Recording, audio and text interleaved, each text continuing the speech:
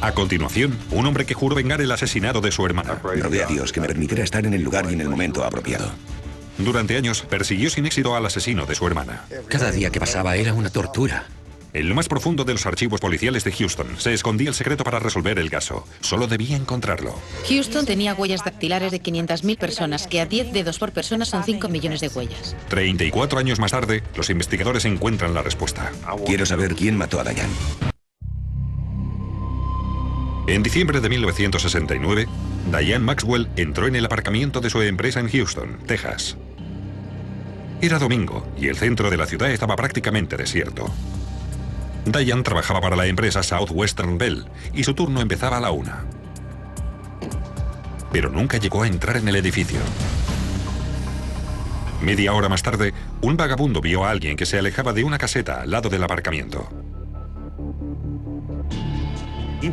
Se dirigió hacia allí y pasó muy cerca de él. Luego entró en la caseta y se encontró con una muchacha tumbada, con las manos atadas, y le preguntó si le habían agredido sexualmente. Y ella respondió que sí. Ella le pidió que le soltara, pero él se negó. Solo aceptó ir a llamar a la policía. Pero por desgracia, cuando llegó la policía, Diane Maxwell, de 25 años, ya había muerto. Estaba tumbada de espaldas, con la ropa interior revuelta, y presentaba una herida de unos 2 centímetros encima del ombligo. Diane, con 25 años, era madre soltera y tenía un hijo de 4 años. Le aseguro que fue la experiencia más devastadora de mi vida. Mi primera reacción fue negar que hubiera ocurrido. Dije que era imposible, que Diane no podía haber muerto. Cuando llamó mi padre, apenas podía hablar. Y mi madrastra, que estaba mucho más entera, teniendo en cuenta las circunstancias, se encargó de darme más detalles. En busca de pruebas, la policía registró a fondo la caseta. Entre los desperdicios encontraron una manta arrugada de color rosa y una chaqueta gris de hombre. Había sido el trastero de una gasolinera, por lo que allí dentro había cualquier cosa imaginable, desde manuales de mecánica hasta viejas latas de gasolina. El único testigo era el vagabundo Willie Bell. La única descripción que teníamos era la de un hombre negro con el pelo afro. En el bolso de Diane no había dinero, ni las llaves de su coche, un Mustang rojo nuevo, que también había desaparecido. La policía lo encontró 9 horas más tarde, a 1,5 kilómetros de distancia. El coche estaba cerrado y las llaves puestas. Por tanto, el asesino de Diane había cogido sus llaves y se había llevado el coche. Tras la autopsia, el forense confirmó que Diane había sido violada y le habían asestado un solo navajazo, con una precisión quirúrgica que le había seccionado una arteria. Cabía la posibilidad de que el asesino fuera un profesional de la medicina. Y como la cárcel de Huntsville, una de las más grandes del estado, solo estaba a 100 kilómetros de allí, también hubiera podido tratarse de un exconvicto. Cuando salían de la cárcel, Houston era la primera parada, y normalmente solo tenían la ropa que llevaban puesta, y quizá $25 en el bolsillo, que les habría bastado para vivir un par de días, hasta que pudieran encontrar alguna otra forma de sobrevivir. El hermano de Diane juró hacer todo lo posible para atrapar al asesino. El asesinato de Diane Maxwell conmocionó a todo el mundo, a sus familiares, amigos y colegas. Yo solo sabía que le habían atracado y asesinado, y en realidad nunca pedí más detalles porque no creía ser capaz de soportarlo. El último día de Acción de Gracias que pasamos juntos, Diane me llevó aparte y me dijo: mira, David, si me ocurriera algo, quiero que tú te ocupes de criar a mi hijo. Y yo le contesté: de acuerdo, lo haré. Eso fue en menos de un mes antes de que la asesinaran. Más de 20 colegas de Diane abandonaron sus puestos de trabajo en la empresa de teléfonos. Y muchas de las que se quedaron se armaron con cuchillos y punzones para el hielo. Fue muy duro, y se habló mucho del tema, porque los medios de comunicación publicaron bastante información sobre el caso. O sea que salía en la tele, lo leías en la prensa, y yo recibí muchas llamadas telefónicas, incluso de gente que no conocía de nada. Pero el asesino había robado el Mustang rojo de Diane y lo había abandonado a una distancia de 1,5 kilómetros del lugar del crimen. Busqué huellas dactilares en el volante, en el interior de la puerta del conductor y en el cambio de marchas. Al día siguiente vi que había conseguido sacar unas 12 o 15 huellas potencialmente identificables, y muchas de ellas parecían recientes. Las huellas, 3 huellas dactilares parciales y una huella parcial de la palma de la mano. no coincidían con las del testigo Willie Bell, que quedó por lo tanto descartado como sospechoso. En 1969, antes de la llegada de los ordenadores, se tenía que comparar cada huella dactilar con todas las registradas por la policía de Houston. Y eso significaba millones de huellas. En Houston teníamos las huellas de 500.000 personas. Si contamos 10 dedos por persona, tenemos 5 millones de huellas. Y si hubiéramos tenido que comprobar una por una esos 5 millones de huellas, no sé cuántas vidas humanas hubiera sido necesario. Habría sido imposible. En lugar de ello, la policía comparó las huellas encontradas con las de todos los detenidos por algún delito cometido después de su asesinato.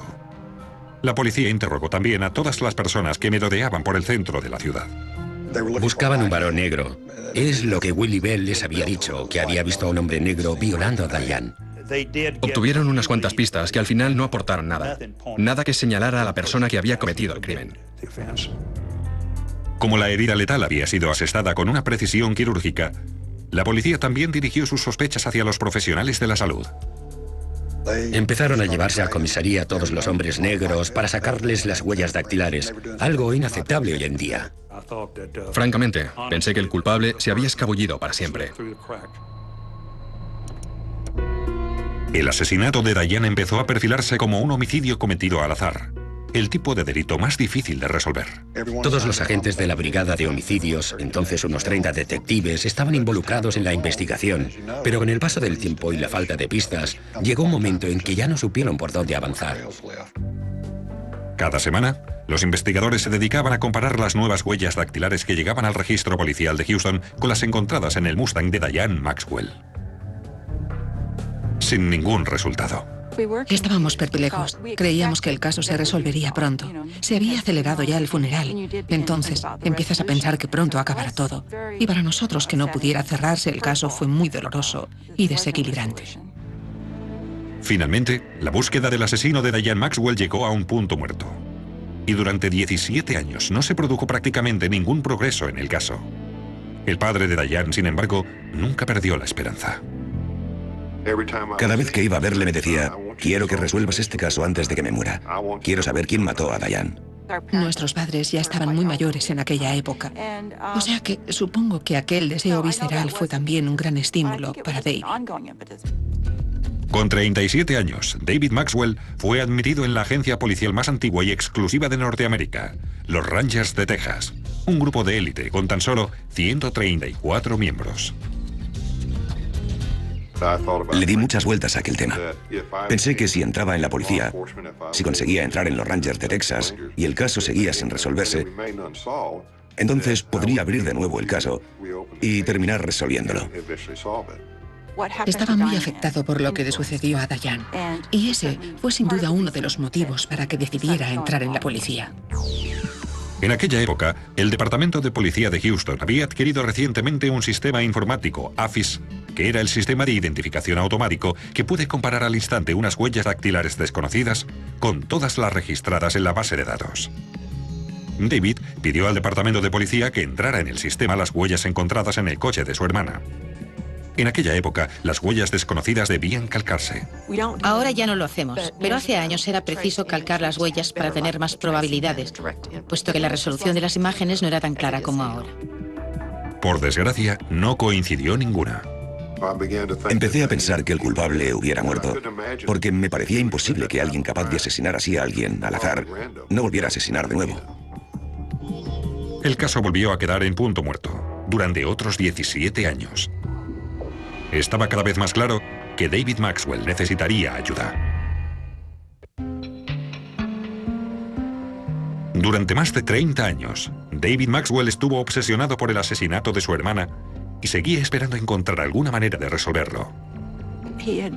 Había conseguido resolver cantidad de crímenes muy complicados y sé que para él era muy importante solucionar este. Por supuesto, era una cuestión muy personal que le afectaba muchísimo. Además, había prometido a su padre que resolvería el asesinato antes de que éste muriera. Pero para entonces su padre ya tenía casi 90 años y se le estaba acabando el tiempo. Me decía que soñaba con ella, que veía a Diane en sueños y que solo pensaba en esto. Me decía, es lo único en lo que puedo pensar, en Diane y en la resolución de este caso. Quiero saber quién la mató antes de morir. Sin saber a quién más recurrir, David pidió ayuda a su amigo Jim Ramsey, un veterano investigador de homicidios del Departamento de Policía de Houston. Se conocían desde hacía años, pero David no había hablado nunca a Jim del asesinato de su hermana. Me quedé de piedra. Me parecía increíble que alguien hubiera podido vivir con algo así y no hablar nunca del tema, pero si alguien podía hacerlo, ese era David. No creía necesario ir contando lo que había pasado en mi vida. No pretendía despertar simpatías. David hubiera podido obtener la colaboración de cualquiera en el estado de Texas para trabajar en este caso. Para mí fue un verdadero privilegio que me lo pidiera.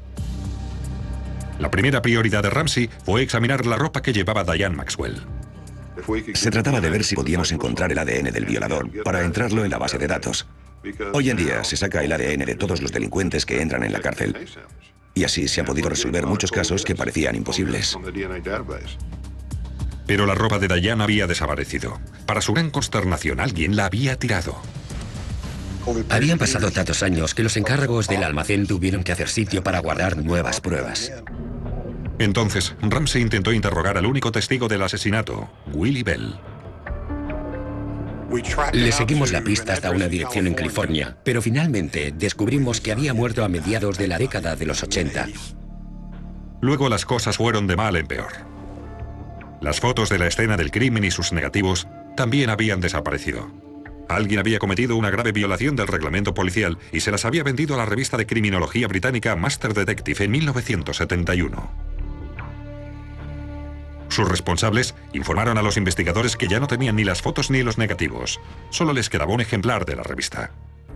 Les pedí que me la mandaran porque no tenía ninguna imagen de la escena del crimen y no estaban muy dispuestos a hacerlo porque era el único ejemplar que les quedaba. Entonces les pedí que sacaran copias de las fotos. Las fotocopias de las páginas de la revista eran prácticamente inútiles. Entonces, Jim Ramsey y David Maxwell recibieron noticias todavía más nefastas. Las huellas dactilares del asesino, encontradas en el coche de Diane Maxwell, que debían estar en su expediente policial, también habían desaparecido. Era como si cada día cayésemos en el vacío. Sabía que existían y de repente habían desaparecido. Por supuesto, me sentí realmente muy mal. Con la desaparición de todas las pruebas, David tuvo que decirle a su padre que el caso quizá no se resolvería jamás. Rezaba por encontrar una pista, porque sabía perfectamente, como ranger que era, que estaba haciendo todo lo que podía. Pero le pedía a Dios que me guiara hacia el lugar adecuado, en el momento adecuado. Si las huellas dactilares no aparecían, nadie podía hacer ya nada más.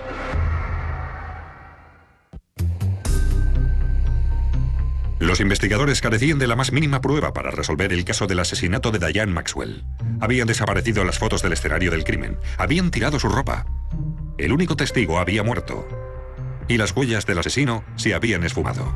Probablemente se habían extraviado entre alguno de los miles de expedientes guardados en el Departamento de Policía de Houston. En cierto momento todo el mundo estaba trabajando en este caso. Nadie decía, bueno, vale, lo haremos en nuestro tiempo libre. No hubo ni un día sin alguien metido en este caso. Puedo asegurarle que investigaron muchísimos expedientes. Fue una tarea ingente. Dave y yo trabajamos juntos durante 11 años. Corrió el rumor de que se había dirigido el director del laboratorio y le había dicho que el sargento Ramsey amenazaba con una investigación interna si no aparecían esas huellas. Yo nunca dije eso. Respeto la autoridad, pero no me importa cuestionarla. Sea como sea, fue un revulsivo y hubo varias personas trabajando en esa tarea, buscando en todos los expedientes de la policía de Houston, uno por uno. Tras meses estudiando todos los archivos, alguien encontró por fin las huellas dactilares. Las habían archivado en otro expediente. Había sido un error administrativo. De todas las pruebas perdidas, por lo menos se habían recuperado las huellas dactilares. Dios mío, menuda tarea. Tuvieron que buscar en todos esos expedientes. Es que estamos hablando de todo tipo de delitos. Robos, atracos, asesinatos, agresiones sexuales, miles y miles de huellas dactilares. Pero lo consiguieron. Para entonces, ya estábamos en el año 2003. Y los sistemas informáticos para cotejar las huellas dactilares estaban ya por todas partes.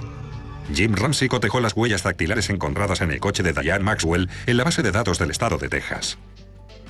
Por desgracia, no hubo ninguna coincidencia. Sin desanimarse, Ramsey las introdujo entonces en la base de datos nacional del FBI. Esta vez, salieron 20 posibles coincidencias. Cada una de ellas se sometió a un examen visual. Y una destacó sobre las demás. Cuando salió esta huella pensé, madre mía, por fin hemos encontrado una coincidencia. La huella pertenecía a James Davis, un delincuente de 58 años. La identifiqué con las huellas de los dedos índice, corazón y anular de la mano derecha, y también con la palma de la misma mano. Me resulta difícil describir cómo me sentí, pero estaba totalmente eufórico. James Davis había pasado casi toda su vida en la cárcel. Robo de coches, falsificaciones, agresiones sexuales. Davis residía en un complejo de viviendas subvencionadas en la frontera de Texas con Arkansas. Había salido de la cárcel 10 años atrás, tras cumplir condena por el rapto de una muchacha. El detective Ramsey llamó a su puerta. Le dije, señor Davis, soy del departamento de policía de Houston. Su actitud cambió al momento, se quedó allí plantado mirándome fijamente. Ramsey sacó una foto del coche de Diane. Davis no quería mirarla. Dijo, no he visto nunca ese coche. Y yo, pues qué raro, ¿no ha visto nunca un Mustang rojo? Luego saqué una foto de Diane que David me había dado y se la acerqué. Pero no quería cogerla. Intenté dársela, pero no la cogió. Al principio Davis negó tener nada que ver con el caso, pero cuando le dijeron que tenían la prueba de sus huellas dactilares, lo confesó todo. Siento mucho lo que pasó. He llorado, he rezado. No tenía que haberlo hecho. Cuando mató a Diane, solo hacía 5 días que había salido de la cárcel. Toda su vida había sido un delito tras otro. Ahora estoy enfermo. Y no estoy en condiciones de pasar mucho tiempo en la cárcel. Si tengo que ir, tengo que ir. Pero espero que el juez sea indulgente conmigo. Después de más de 30 años, el misterio estaba finalmente resuelto. Mi padre estaba eufórico. Para él, saber quién había sido el responsable del crimen fue un estímulo enorme. He trabajado en centenares de asesinatos y todos son importantes para mí, pero pocas veces te afectan de una forma tan personal.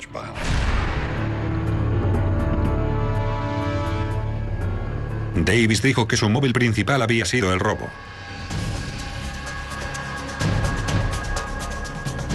Cuando vio a Diane salir del coche, la obligó a punta de cuchillo a entrar en el cobertizo.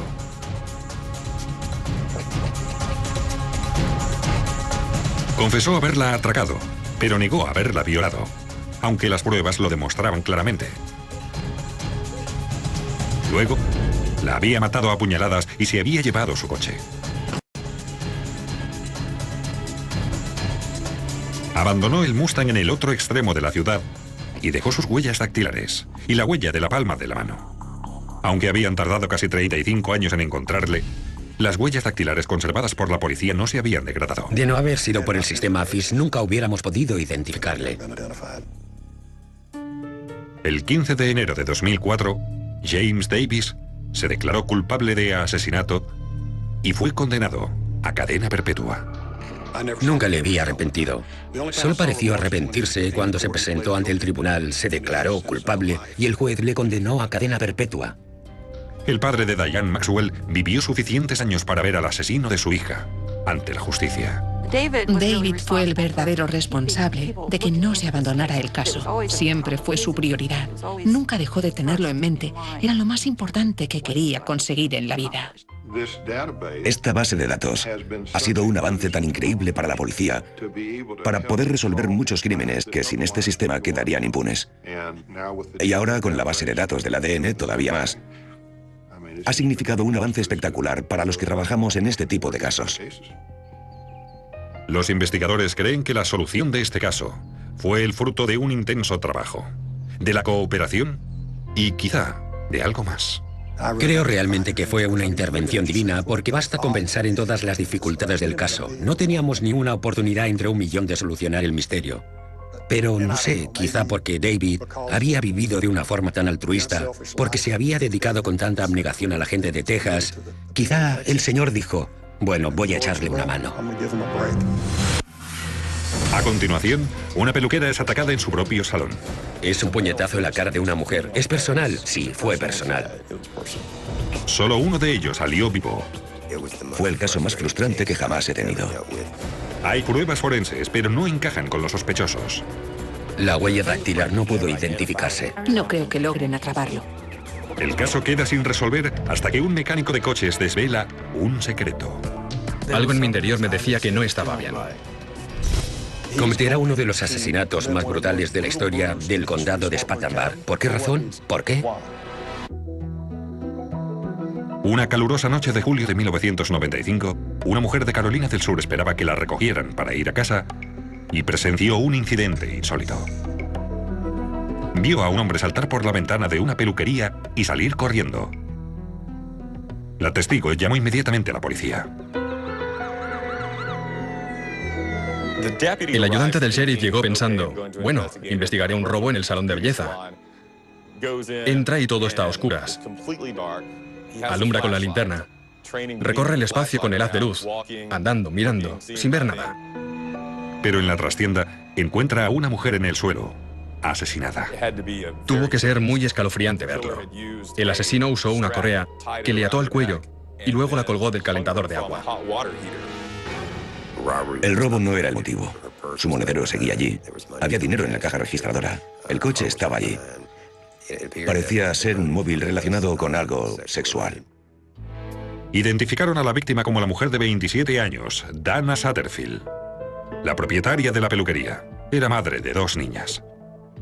Trabajaba de peluquera hacía 7 años y creo que tenía la tienda hacía 3 o 4 años. Digo tienda porque pasó de ser un negocio de telefonía a un salón de belleza. El asesinato tuvo lugar sobre las 8:30, cuando la tienda aún estaba abierta, aunque en el registro no había ninguna cita prevista. Supongo que generalmente intentaba irse a casa antes de que oscureciera, pero no era extraño que trabajara hasta esas horas. La testigo, Diane Harris, describe al hombre como blanco, de poco más de 1,5 metros de altura y vestido con vaqueros y una camiseta gris. Fue muy exacta con la altura. Obviamente el color de la piel es importante. Descarta a un segmento considerable de la población. A partir de la descripción facial aportada por la testigo, un dibujante de la policía crea un retrato aproximado que se distribuye a los medios. Otro testigo informa haber visto un vehículo sospechoso en la zona. Ve un Ford Bronco azul y blanco aparcado frente a una tienda. Se fija porque él trabaja allí mismo. Estaba cerrada y sabía que aquel vehículo no debería estar allí. Dentro del salón, la policía espolvorea en busca de huellas y se concentran en el calentador, donde el asesino ha atado el cuerpo de Dana. Es una superficie muy lisa y dura, y el polvo reactiva una huella muy clara, porque se pueden detectar fácilmente en superficies de este tipo. Encontraron una huella que era muy clara. Uno de los detectives dijo de quién fuera aquella huella, seguro que era el asesino. Y yo pensé, Dios, seguro. Es una palabra muy fuerte. ¿Cómo lo sabes? Y respondió, por la forma como han hecho el nudo. Se necesita poner la mano para hacerlo. Sorprendentemente, la huella hallada en el calentador corresponde al exmarido de Dana, Mike Satterfield. La pareja, que tiene 2 hijos pequeños, se había separado hacía poco. En la escena del crimen, todo indicaba que el agresor conocía a Dana. Era airado, personal, vicioso y vengativo. ¿Tenía el marido de Dana una coartada? Basándose en las pruebas, los investigadores creen que el asesino entró en el salón de peluquería poco antes de que cerrara. Cerró la puerta, apagó las luces, la arrastró hasta la trastienda y allí la estranguló hasta matarla. Que maten a una madre de 2 niñas de ese modo, tal como dispusieron el cuerpo, abandonada, en un estado de degradación. Los hombres que conozco que trabajaron en el caso removerían cielo y tierra para resolverlo. En la autopsia, el forense determina que la causa de la muerte fue la estrangulación. Y un examen médico encuentra pruebas de agresión sexual. Cuando hubieron generado el perfil, todos empezaron a buscar a un posible sospechoso. Su cuerpo era la mejor y la principal escena del crimen que teníamos, además del baño. Los investigadores localizaron una huella dactilar en el calentador junto al cuerpo de Dana. Era del exmarido de Dana, Mike. De hecho, habíamos tenido algunos problemas y vivía a 800 metros de aquí. Las niñas se quedaban aquí y ella se quedaba allí. Cuando la policía lo interroga, Mike declara estar con sus hijos en el momento del asesinato. Como estábamos con él aquella noche cuando le llamaron, hablamos con ella y luego él nos llevó hasta allí. Por eso, es imposible que mi padre lo hiciera o tuviera algo que ver. Y había una explicación lógica perfecta para las huellas de Mike en el calentador. Él hacía todas las reparaciones. Acababa de montar aquella caldera. Hacía todo el mantenimiento del local. Me encargaba de todo. No hay nada. Nada. Ni un indicio de prueba de que Mike Satterfield estuviera implicado en el crimen. Ninguna. Y era evidente que Mike Satterfield no coincidía con la descripción del hombre que la testigo ocular vio saltar a través de la ventana. Es un hombre corpulento. Con todos mis respetos, no hubiese podido salir por aquella ventana. Habría un agujero en el interior si Mike hubiese intentado salir por esa ventana. En busca de un sospechoso, los investigadores identifican otra huella dactilar en la escena del crimen. Una con la sangre de Dana. Todo es enviado a la base de datos de huellas dactilares estatal. Están todas las huellas de todos los prisioneros arrestados en Carolina del Sur. Y nosotros hacemos una foto de la huella y la pasamos a la pantalla del ordenador. Los investigadores estaban convencidos de que la huella de sangre sería una pista. Desafortunadamente, no lo fue. No se pudo identificar la huella. No sabría decir cuántas fichas comprobaron, cuántas personas comprobaron. Los investigadores con experiencia en este tipo de crímenes intervinieron en este caso típico. La búsqueda del Ford Bronco azul y blanco abrió un mundo de posibilidades. Es muy característico, con llantas de hoja de sierra, un Ford Bronco azul y blanco. No es único, pero sí especial.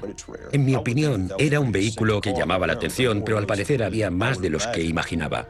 La policía los comprobó todos, pero no les llevó a nada. Siempre que mi hermano y yo veíamos pasar un bronco, teníamos que llamar. Se lo contábamos a mi padre. Papá, hemos visto un bronco, tienes que llamar. Los recursos fueron menguando y el caso quedó sin resolver. Pasó un año sin que hubiera más avances. Luego la policía obtuvo una pista. Un preso contó a la policía que su compañero de celda de 29 años, Russell Trevor Quinn, a menudo hablaba de Dana Satterfield. Decía cosas como lo atractiva que era Dana. Lo crea o no, muchos de los presos intentan intercambiar información para obtener una reducción de la pena o de los años de cárcel. Es interesante que su compañero de celda no le guardara el secreto e informara a las fuerzas del orden público. Quinn cumplía prisión por un crimen que tenía acusadas similitudes con el asesinato de Dana. También estaba en la cárcel por violar a una mujer, atarla a un árbol. Quinn estaba en la calle cuando Dana fue asesinada y encajaba con la descripción de la testigo. La policía cogió la foto del archivo policial y organizó un reconocimiento fotográfico que mostró a Diane Harris, que como saben era la única testigo ocular, y de hecho escogió a Russell Trevor Quinn de entre varias fotos, diciendo que era la persona que había visto. Uno de los amigos de Dana dijo que ya había visto a ese hombre en la tienda. La policía puede asociarle con un coche no muy distinto al visto cerca de la escena del crimen. Pero resultó ser otra pista falsa, cuando el ADN no coincidió con las pruebas biológicas obtenidas en la escena del crimen. Russell Trevor Quinn fue una esperanza para los detectives. Era lo que te imaginas como sospechoso, pero él no lo hizo. Y el caso quedó sin resolver durante 10 años. Hasta que la hija de Dana Satterfield ayudó a resolverlo. No hay un estatuto que limite los casos de asesinato y nunca están oficialmente cerrados. Pero cada año que pasa, los casos sin resolver son cada vez más difíciles de hacerlo. Eso pasaba precisamente con el caso de Dana Satterfield. Fue el caso más frustrante que he tenido que llevar. Durante 10 años, los detectives Rick Gregory y Thomas Smith siguieron trabajando en el caso, siguiendo pistas potenciales. Creo que la mayoría de investigadores de homicidios tienen un caso que se les queda más grabado que otro. Teníamos 2 cajas enormes llenas de pistas. Habría más de 400 pistas. Y la familia Satterfield tampoco tiró la toalla. La gente venía y me preguntaba, ¿ya lo han cogido? ¿O alguna novedad? Y yo, bueno, no sé si aún están trabajando en el caso, pero no creo que logren atraparlo, porque no creía que lo consiguieran. Ashley Satterfield tenía 8 años cuando asesinaron a su madre. Ahora tenía 18, iba a la universidad e intentaba salir adelante con su vida. Un día, Ashley llevó su coche al mecánico y esa reparación cambió el curso de la investigación. Esa chica vino con un Honda pequeño y rojo y le cambiamos el aceite y dije, caray, si estuvo aquí hace 3 semanas. Y respondieron, sí, es Ashley Satterfield. ¿Recuerdas? Dana Satterfield, la que asesinaron. Pues esa es su hija. Y yo, su hija, no sabía que tuviera hijos. Este hombre, que quiso mantener su anonimato, es mecánico de coches. Tenía información sobre el asesinato de Dana Satterfield, o al menos creía tenerla. Al ver a Ashley y pensar que era su madre, necesité ayudarles. 10 años antes, cuando el mecánico de coches iba al instituto, su amigo Jonathan Vick lo llevó a casa en coche. Vick conducía un Ford Bronco blanco con una franja azul, como el que había aparcado cerca de la escena del crimen. Hoy iré a que me corten el pelo. ¿Que te corten el pelo? Dijo que quería cortarse el pelo. Era bastante tarde y le pregunté, ¿a estas horas quieres ir a cortarte el pelo? Y respondió, ¿dónde Dana? Nunca me dijo el apellido. ¿Está tan buena, tío? Supongo. De verdad te lo digo. Tiene ese cuerpo. No sé cómo no te has fijado. No lo sé, tío. Vick comentó que buscaba más que un corte de pelo. Le pediré para salir. ¿Le pedirás una cita? Sí, claro. ¿En serio? Sí. Cuando me reí de él, se enfadó conmigo. Respondió, ¿no crees que tenga una oportunidad? Yo me reí y dije, lo que tú digas. Luego, cuando vio las noticias sobre el asesinato de Dana Satterfield, se preguntó si Jonathan estaba implicado. Si se lo preguntas, te dirá que no lo hizo. No lo podía creer, no lo creía. Era un chico de 17 años sin antecedentes, que para ti es uno de tus mejores amigos, y cometerá uno de los asesinatos más brutales de la historia del condado de Spartanburg. ¿Por qué razón? ¿Por qué? Inmediatamente después del asesinato de Dana, este hombre dice haber llamado a la policía anónimamente y haber contado la conversación con Jonathan Vick. También les dijo que Vick conducía un Ford Bronco blanco. En aquel entonces, la policía interrogó a Jonathan Vick y a su madre con persistencia. Los investigadores la interrogaron 6 veces acerca del vehículo, dónde estaba aquella noche, quién lo usaba. Y la familia se cansó de que la gente les preguntara, ¿era vuestro Bronco? ¿Vuestro vehículo? E incluso pusieron una señal que hicieron ellos mismos donde ponía, este no es el vehículo. Y lo ponían en el Bronco cuando salían a la carretera. Por eso mucha gente llamaba informando. La policía incluso intentó hacerse con una orden judicial para tomar muestras de ADN a Jonathan Vick, pero fue rechazada argumentando que conducir un vehículo igual al visto cerca de la escena del crimen era una causa probable insuficiente. Bien, ¿dónde está la causa probable contra Jonathan Vick esta vez? No existe. Por eso la policía dejó de investigar a Jonathan Vick. Creo que fue cuando pensé, bueno, le han absuelto de los cargos, pero algo en mi interior me decía que no era una decisión acertada, que no estaba bien. Y ahora, 10 años más tarde, este hombre, amigo de Jonathan Vick, vuelve a llamar a la policía, insistiendo para que investiguen a Vick por el asesinato de Dana Satterfield. E igual que la primera vez, No dije mi nombre. pero sin un nombre, la policía no podía obtener una orden judicial para conseguir una muestra de ADN de Vick. Así que estaban en el mismo punto de partida. Y se preguntaron, ¿qué estará escondiendo ese hombre en realidad? Después de esperar 10 largos años, la fiscalía contaba ahora con un testigo que decía saber lo que había sucedido la noche en que Dana Satterfield fue asesinada. El testigo aseguraba que Jonathan Vick, de 17 años, se ofreció a llevarle a casa desde la escuela. Vick explicó que quería cortarse el pelo en la peluquería de Dana. También admitió que tenía fantasías con Dana, una mujer 10 años mayor, y que pensaba pedirle una cita. Vick entró en la peluquería de Dana sobre las 8:30 de la tarde. Estaba a punto de cerrar.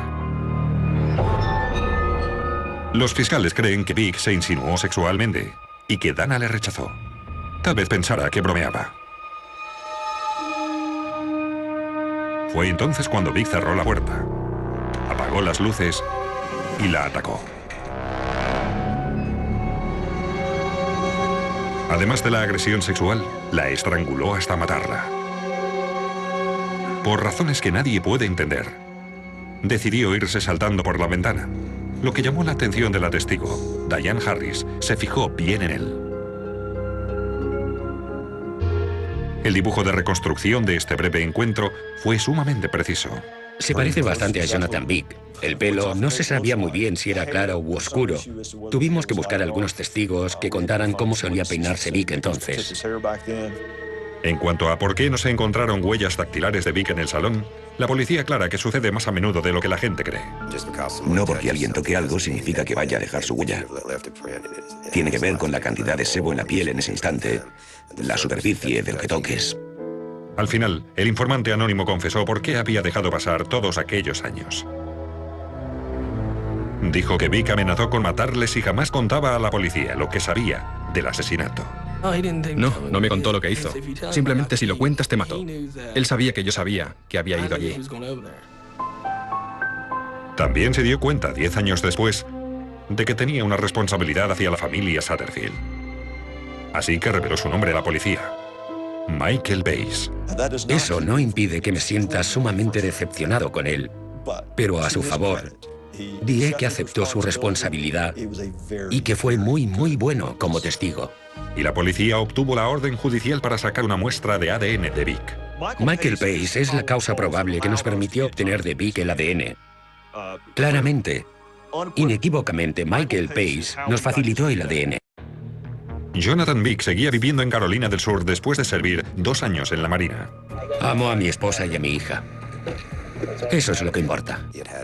Había trabajado en 15 sitios distintos. Lo despedían o pedía irse debido a su incapacidad de llevarse bien con sus compañeros o sus supervisores. Vic también tenía algunos roces con la ley.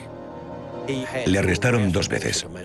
Una por violencia doméstica, que fue desestimada, y otra por comportamiento incívico, que es básicamente vandalismo, que fue desestimada. Ahora casado y padre de una hija, Vic negaba cualquier implicación con el asesinato de Dana Satterfield. Cuando le arrestaron, nos dijo que no conocía a esa mujer. El ADN de Jonathan Vick coincidió con la prueba biológica del examen médico por violación obtenida durante la autopsia de Dana. Una coincidencia de 1 de cada 900 millones. Fue un alivio porque este caso en particular llevaba 10 años sobre mi escritorio. Fue un descanso cuando supe que coincidía. Cada vez que veía un póster o un artículo, o miraba la tele, o cualquier cosa sobre el caso, me molestaba. Y ahora por fin me siento mucho mejor. Los investigadores creen que Dana Satterfield fue la primera víctima de Vic, pero posiblemente no fuera la última. Vic tenía una novia, Heather Renee Sellers, que desapareció misteriosamente. Lleva varios años desaparecida. La señorita Sellers se había comprometido con él semanas antes de desaparecer. El coche de Sellers se halló en el fondo de un río. Su caso sigue abierto. En noviembre de 2005, Jonathan Vick fue condenado por el asesinato de Dana Satterfield y sentenciado a cadena perpetua. Era culpable de todo. Y ellos lo sabían, sí. Nunca olvidaré las palabras que pronunció después de todo aquello. Todavía fueron tan arrogantes. ¿Cómo me acusáis? Soy un hombre inocente. ¿Cómo me pueden condenar por esto? El asesino de Dana aún sigue libre. Hoy no le han hecho justicia. Y el juez le dijo, estará entre rejas para siempre. No siento compasión por él, ni por su madre, ni su esposa, ni nadie de su familia. No tengo compasión por ninguno de ellos, porque todos pensaron, y aún lo creen, que era inocente. Y todos saben que es culpable. Su madre lo sabía y guardó silencio. Es un mentiroso patológico y maníaco, y no me gusta. Pero le hicieron un juicio justo. Estaba obsesionado con una bailarina erótica. Declaró haberse gastado unos $100.000 en tan solo unos meses. Debía estar muy mal para comprar su amor. Pero el dinero no duraría para siempre. Por lo tanto, urdió un plan. No le importaba el precio que tendría que pagar para conseguirlo. Cuando le pregunté si tenían la intención de matarlas, me dijo sí, pero no quería que lo supieran. Solo quería saber qué sensación producía asesinar a alguien. El sector residencial en Medford, Oregón, es sumamente competitivo. Por lo tanto, cuando Roxanne Ellis recibió una llamada para enseñar un apartamento vacío, aceptó gustosamente. No sabía a quién tenía que enseñar el apartamento. Solo estaba escrito las 11 de la mañana y la dirección. Normalmente escribíamos el nombre de la persona interesada, el número de teléfono y la dirección, pero aquel día no fue así. Pocas horas después, Roxanne llamó a su socia Michelle Abdil y le pidió que fuera a recogerla porque su coche se había quedado sin batería.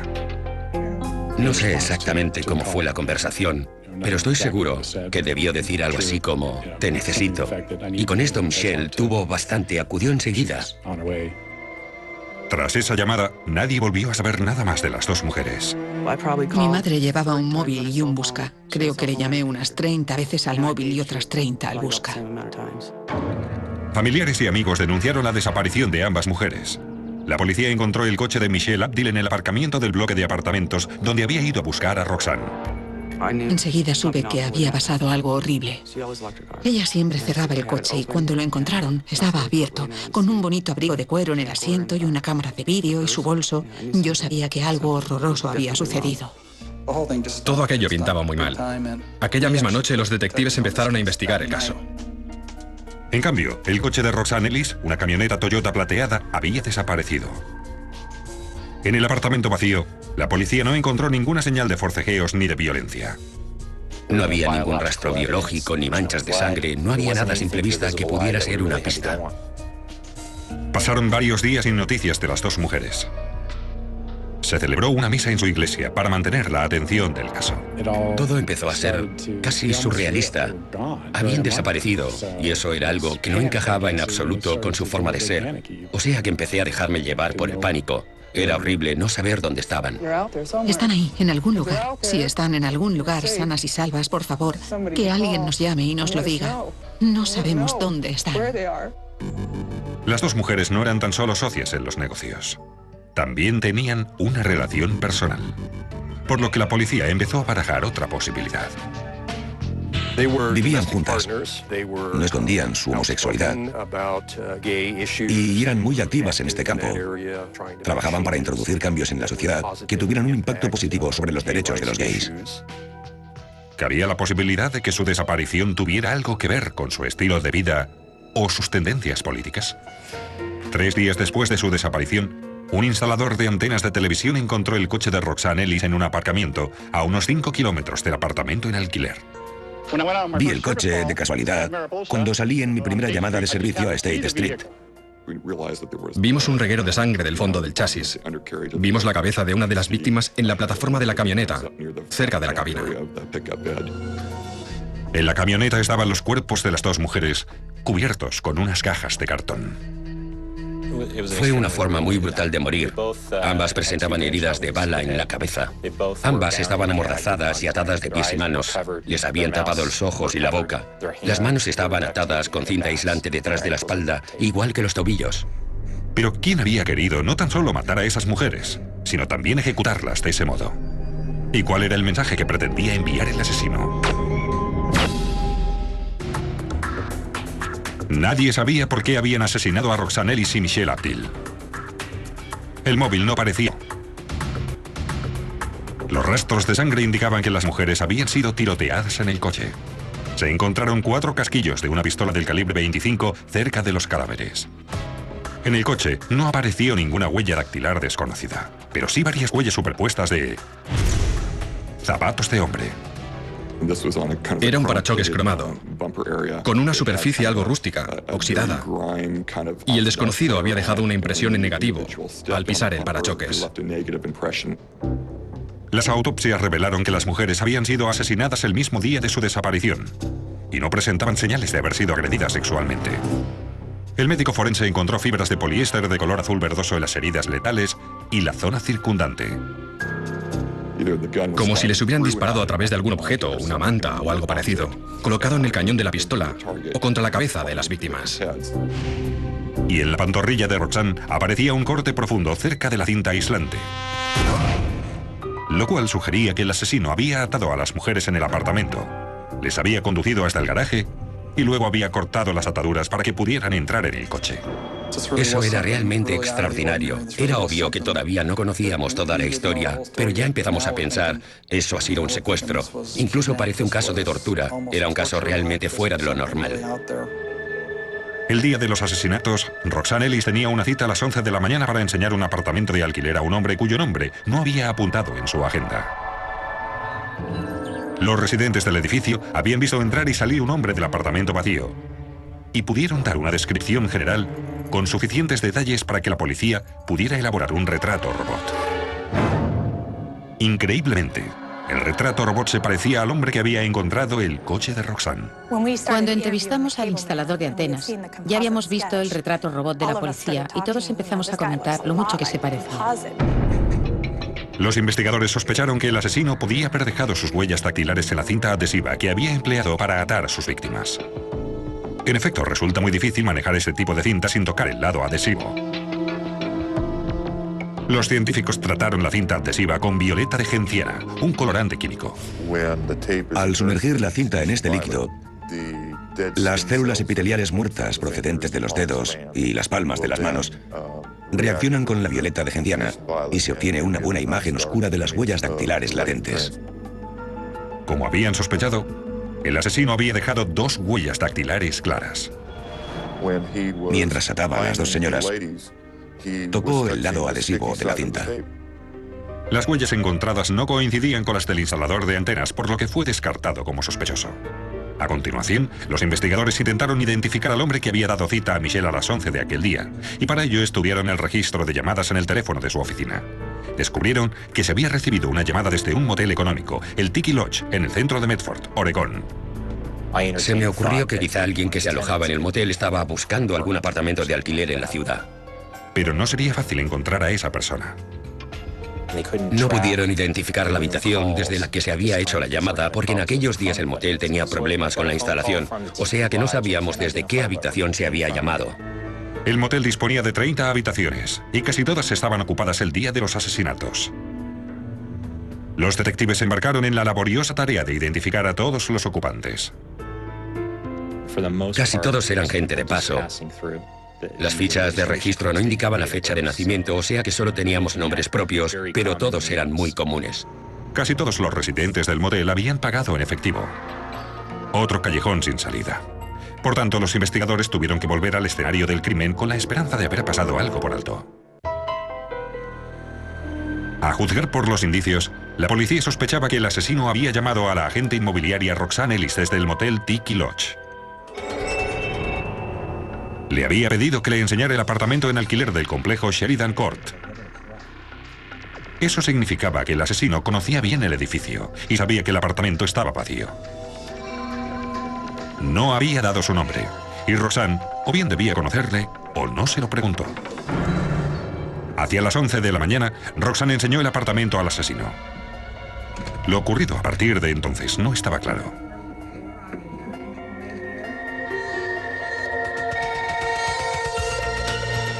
Pero Roxanne todavía estaba viva a las 5 de la tarde, cuando llamó a su socia y compañera Michelle Abdil, seguramente obligada a punta de pistola, con la excusa de que su coche se había quedado sin batería y necesitaba que fuera a buscarla para volver a casa.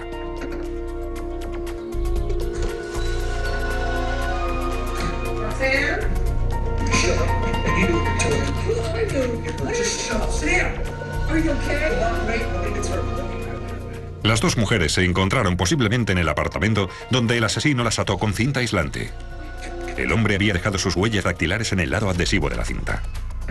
El garaje estaba conectado directamente con el apartamento, por lo que el asesino había podido meterlas en la camioneta sin ser visto.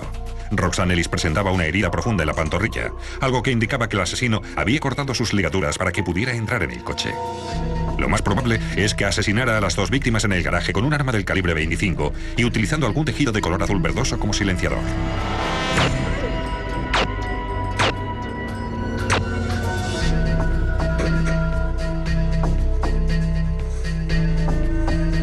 También dejó las huellas de sus zapatos en el parachoques del vehículo. Abandonó la camioneta de Roxanne en un aparcamiento a unos 5 kilómetros de distancia, donde no fue encontrado hasta el cabo de 3 días. Las únicas pistas de las que disponía la policía eran las huellas dactilares del asesino, las de sus zapatos y el retrato robot. Pasaron varios días sin producirse avances. Entonces, la policía recibió la llamada de una mujer que decía que el retrato robot era muy parecido al aspecto de su hijo.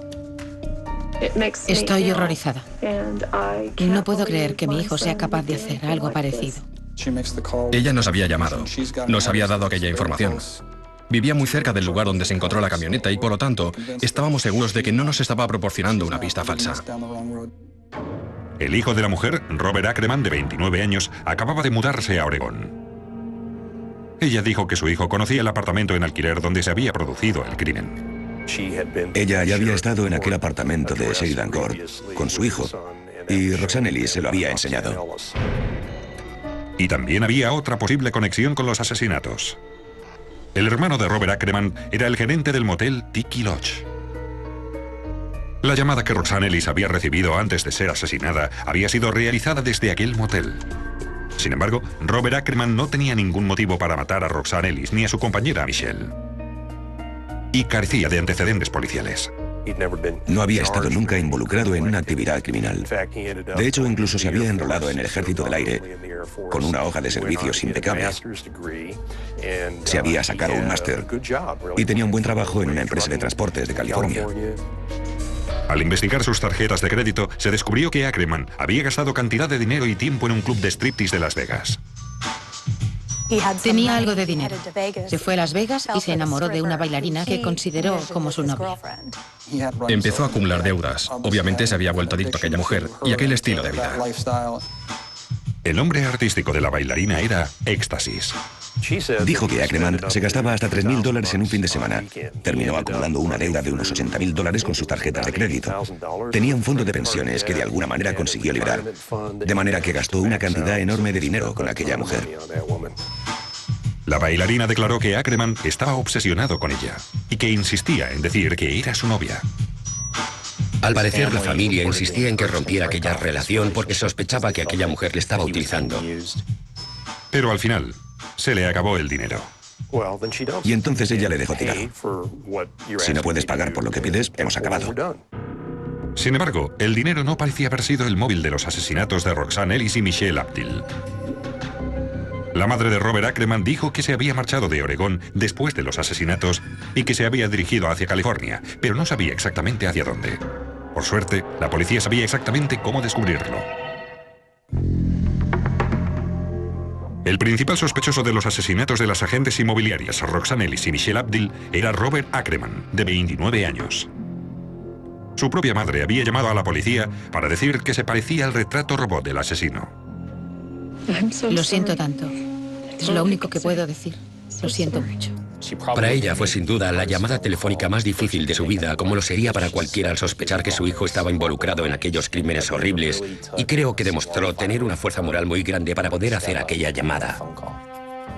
El teniente Tim Donny se marchó de Oregón y siguió la pista de Bob Ackerman mediante la actividad de sus tarjetas de crédito hasta Stockton, California. Intuimos que estaba desesperado, que su comportamiento empezaba a acusar ese desespero y temíamos que fuera un peligro.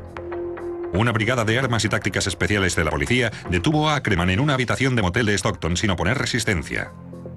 En la habitación del motel encontraron una bolsa de lona con libros sobre asesinatos, un teaser, unas esposas y un rollo de cinta aislante, además de una pistola del calibre 25 con un silenciador casero con fibras de color azul verdoso como las de los cadáveres de Roxanne y Michelle. Había sangre en el interior del silenciador, junto al cañón de la pistola, por donde tenía que pasar la bala. Los análisis del ADN mostraron que era una mezcla de la sangre de Roxanne Ellis y Michelle Abdil. Las huellas dactilares de Ackerman encajaban con las de la cinta aislante utilizada para atar a las víctimas. Se cotejaron las huellas de sus zapatos con las impresiones encontradas en el parachoques de la camioneta de Roxanne y también encajaban. Teníamos los testimonios de los testigos que le situaban en el escenario del crimen. Estábamos convencidos de tener todas las pruebas necesarias para poder imputarle.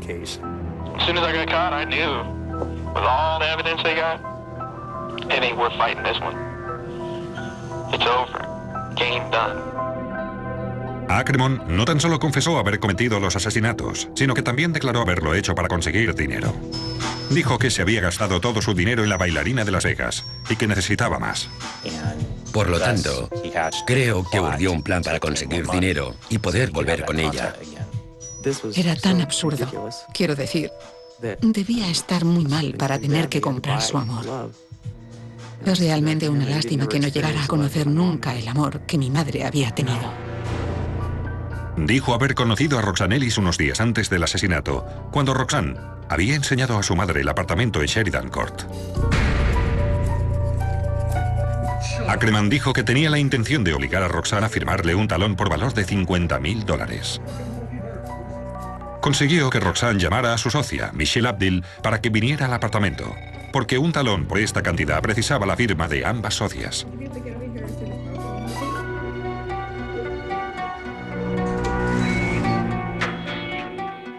Pero finalmente, Ackerman se dio cuenta de que no conseguiría cobrarlo sin consecuencias y no llevó el talón al banco. Presentarse en un banco para cobrar un talón de $50.000 no era un plan muy inteligente. Se dispararían las alarmas. Entonces Robert intentó rectificar, reconducir aquella situación que iba de mal en peor.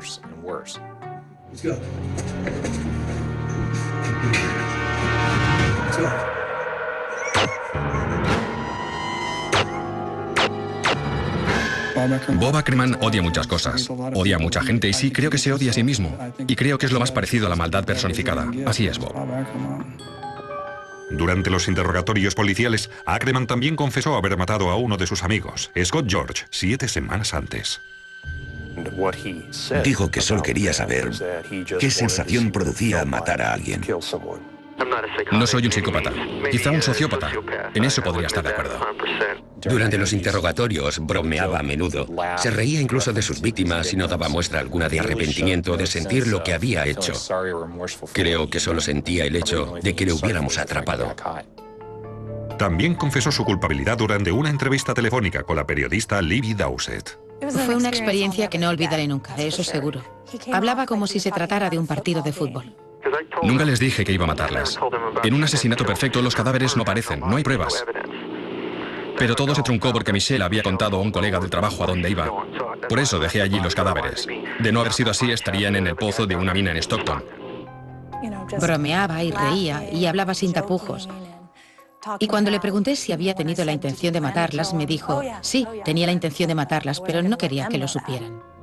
Les dije que solo quería el dinero y que iba a dejarlas allí atadas y que en un par de días alguien las encontraría en el apartamento. Era escalofriante. El simple hecho de estar allí sola en la cabina hablando con él producía miedo. En octubre de 1997, Robert Ackerman fue declarado culpable de 2 cargos de asesinato con agravantes, secuestro en primer grado y atraco, y fue condenado a muerte. Cuando le inyecten la aguja en el brazo, yo estaré allí. De eso puede estar seguro.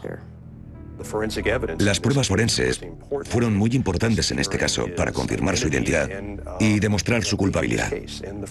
Y las pruebas forenses también nos ayudaron a demostrar la enormidad de los horribles crímenes que había cometido. Robert Ackerman sigue esperando en el corredor de la muerte, pero al parecer incluso está impaciente para que llegue el día. No se tranquilizó al entrar en la cárcel. Intentó suicidarse. Encontraron un arma debajo de su colchón y tuvieron que cortar en el último momento la sábana con la que había intentado ahorcarse. Bueno, uno de los miembros del jurado que le condenó habló con un periódico local después del juicio y dijo que para él, Ackerman era la maldad personificada. Y para mí, esa es la mejor definición posible de este personaje.